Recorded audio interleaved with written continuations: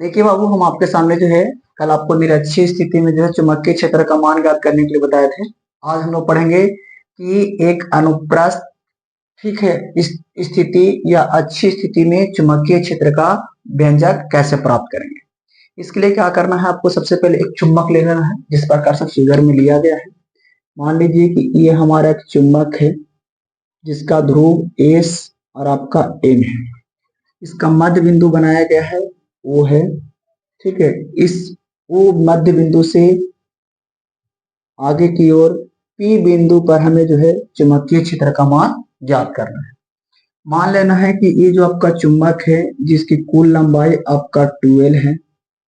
मध्य बिंदु ओ से पी बिंदु तक के बीच की दूरी को आर मान लेते हैं, ठीक है। अब इस पी बिंदु से कुछ थोड़ा सा आगे बढ़ाते हैं, ये हमारा इस प्रकार यहाँ पर B1 और ये हमारा B2 चुंबकीय क्षेत्र प्राप्त होता है, ठीक है। अब इस फिगर का जो लिखे हैं, फिगर दर्शाए हैं, ये पूरा बात को लिखते हैं। सबसे पहले समझेंगे कि अच्छी स्थिति किसे कहेंगे। तो कहता है कि जब कोई बिंदु जिस पर चुंबकीय क्षेत्र की तीव्रता ज्ञात करनी है बढ़ाए गए चुंबकीय अक्ष पर स्थित होता है, इस स्थिति को चुंबकीय स्थिति कहते हैं। अगर कोई एक चुंबक है, ठीक है, इस चुंबक से जो आपका बीच की दूरी को मध्य बिंदु से बढ़ाए हैं पी बिंदु पर, तो इस पर आपका व्यंजक प्राप्त करना क्या कहलाएगा, चुंबकीय स्थिति कहलाएगा। इसके लिए क्या करना है, सबसे पहले माना कि NS एक क्षण चुंबक है जिसका ध्रुव प्रबल M है तथा उसकी लंबाई 12 है। क्षण चुंबक के मध्य बिंदु O से R दूरी पर अच्छी रेखा पर बिंदु P है जिस पर चुंबकीय क्षेत्र की गणना करनी है। हमें इसी P बिंदु पर चुंबकीय क्षेत्र की क्या करना है, गणना करना है। अब देखिए आगे, अब देखिए बाबू, हम सबसे पहले निकालेंगे N ध्रुव के कारण बिंदु P पर चुंबकीय क्षेत्र का मान। सबसे पहले लिखेंगे N ध्रुव के कारण चुंबकीय बिंदु P पर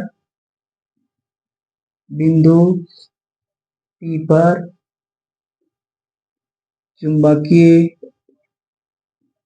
क्षेत्र का मान।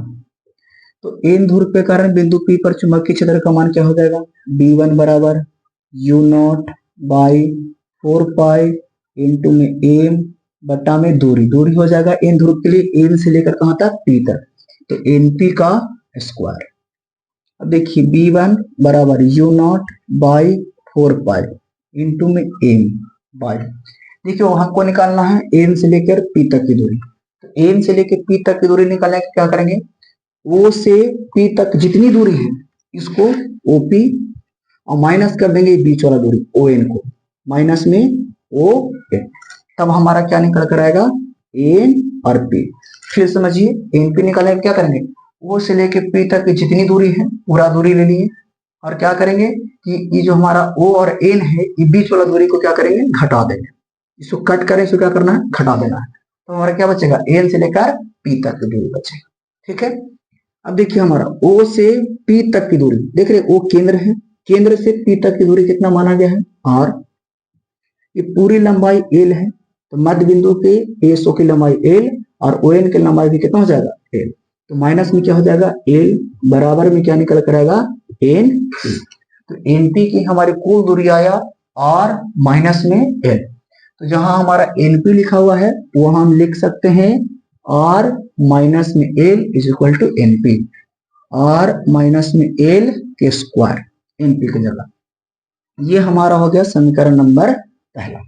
अब देखिए जिस प्रकार से N ध्रुव के कारण चुंबकीय क्षेत्र का मान ज्ञात करें उसी प्रकार से ज्ञात करेंगे S ध्रुव के कारण चुंबकीय ध्रुव के कारण बिंदु P पर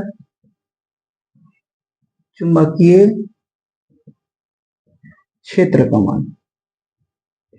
तो यहां से हमारा निकल कर आएगा B2 बराबर U0 बाई 4 पाई इंटू में M बाई SP का स्क्वायर। ये हो जाएगा B2 is equal to U0 by 4 pi into में M बाई, अब देखिए हमें निकालना है SP, तो देखिए एसपी के लिए हम क्या करेंगे, एस से हमको पूरा का पूरा लंबाई चाहिए पी तक, ठीक है। तो एसपी की कुल लंबाई ज्ञात करने के लिए हम क्या करेंगे कि हमारा एसपी बराबर ये दूरी है एस से लेके ओ तक, एस ओ कर देंगे इतना दूरी, और ओ से लेकर पी तक की दूरी दोनों को आपस में क्या करेंगे, जोड़ देंगे। देखिए एसपी हमको चाहिए, तो एसपी के लिए हमको एस से कहां तक जाना होगा, पी तक। तो ओ से लेकर पी तक की दूरी दिया गया, ओ से पी तक, तो बचा हमारे इधर कितना, एस से ओ तक। तो एसपी बराबर निकल के आएगा एस ओ प्लस में ओ पी। अब एसपी एस ओ की दूरी देख लीजिए कितना है, एल है, ओपी का दूरी देख लीजिए आर है। तो एसपी बराबर हमारा निकल कर आएगा एल प्लस आर। तो जहां हमारा एसपी है वहां लिख सकते हैं एल प्लस आर का होल स्क्वायर। ये समीकरण हो गया आपका दूसरा। तो यहां तक अपने स्क्रीनशॉट ले लीजिए। अब देखिए बाबू, अब पूरा निकालेंगे बिंदु P पर चुंबकीय क्षेत्र की परिणामी तीव्रता। तो लिखेंगे अब बिंदु P पर चुंबकीय क्षेत्र की परिणामी तीव्रता, यहां से हमारा B इक्वल टू निकल कर आएगा B1 माइनस B2। B का B रह जाएगा, B1 का जगह पर वैल्यू देखिए दिया गया है U not by 4 pi minus M by R minus L का होल स्क्वायर। देखिए लिख दीजिए B1 की जगह पर value U not by 4 pi into M by R minus L का होल स्क्वायर। फिर बीच में माइनस का साइन है तो माइनस देंगे। अब B2 का वैल्यू लिखेंगे, तो देखिए यहाँ पर B2 का वैल्यू लिखा गया बाबू U not by 4 pi into में M by L plus R का होल स्क्वायर। तो लिखेंगे B2 की जगह पर U not by 4 pi into में एम बटा आर प्लस एल का होल स्क्वायर। लिखेंगे यहाँ पर U not by 4 pi into में एम बटा आर प्लस एल का होल स्क्वायर। ठीक है, अब देखिए इसका आगे सॉल्यूशन करते हैं। अब ध्यान दीजिएगा क्या कि U not by 4 pi into में एम दोनों में कॉमन है बाबू, देख लीजिए ध्यान से। U नॉट बाई 4 पाई और इंटू में M, U not by 4 pi into में M, U not by 4 pi into में, दोनों में सेम टू सेम है। तो U not by 4 pi into M कहाँ ले लिए, बाहर। तो अंदर बचेगा 1 बाई आर माइनस एल का whole square minus 1 by R plus L का होल स्क्वायर। अब क्या करेंगे, आगे सोल्यूशन करेंगे। तो U नॉट बाई 4 पाई हो जाएगा, इंटू में एम रहेगा। अब जानते ही दोनों का एलसीएम लेंगे, तो एलसीएम हमारा आएगा आर माइनस एल का होल स्क्वायर इंटू में आर प्लस एल का whole square. R minus L का होल स्क्वायर से खत्म हो जाएगा तो बचेगा आर प्लस एल का whole square minus R minus L का होल स्क्वायर।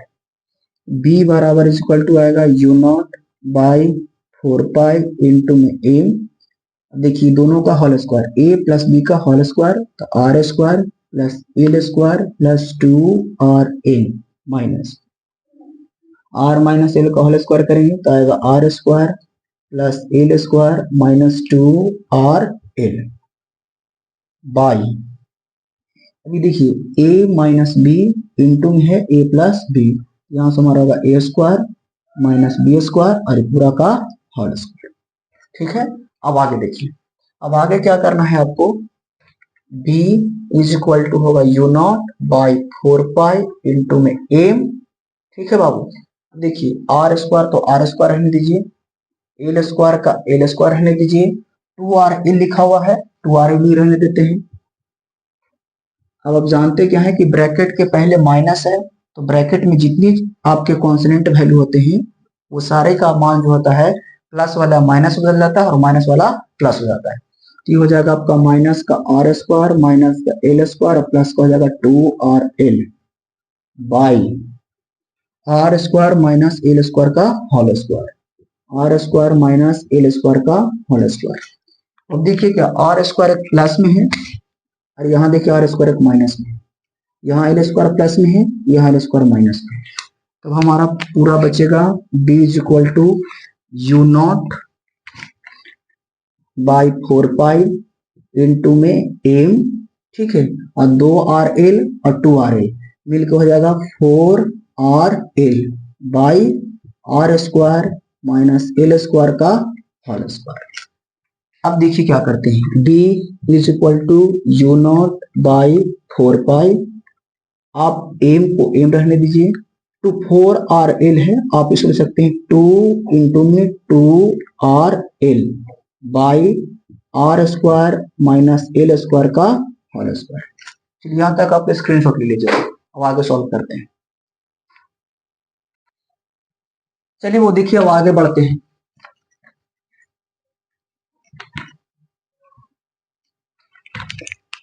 देखिए आपको लिखा हुआ है D is equal to U not by 4 pi into, आप इसको लिख सकते हैं इस प्रकार से, 2mL इंटू में 2R by R² minus L² का होल स्क्वायर। ठीक है, अब एक हम लोग फार्मूला पढ़े हैं, ठीक है, m इज इक्वल टू होता है 2mL, तो B इज इक्वल टू होगा you not by 4 pi into 2mL का जगह पर रखेंगे कैपिटल M इंटू में 2R by R² minus L² का whole square. B is equal to आएगा निकल के यू नॉट बाई 4 पाई, आप इसको लिख सकते, चलिए वो थोड़ा सा लाइट कट गया था बाबू, चलिए आगे बढ़ते हैं। B इज इक्वल टू होगा you not by 4 pi into में 2m को आप एक साथ लिखिए, इंटू आप कर दीजिए R by R² minus L² का होल स्क्वायर।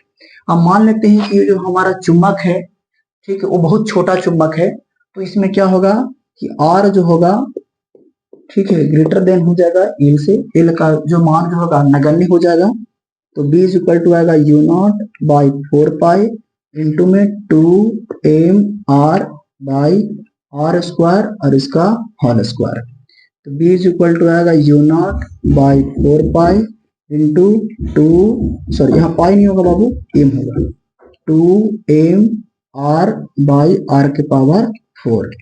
अब देखिए R आपका जो है नीचे में 4 गो है, ऊपर में 1 गो है, तो कटेगा तो नीचे में R बचेगा R3।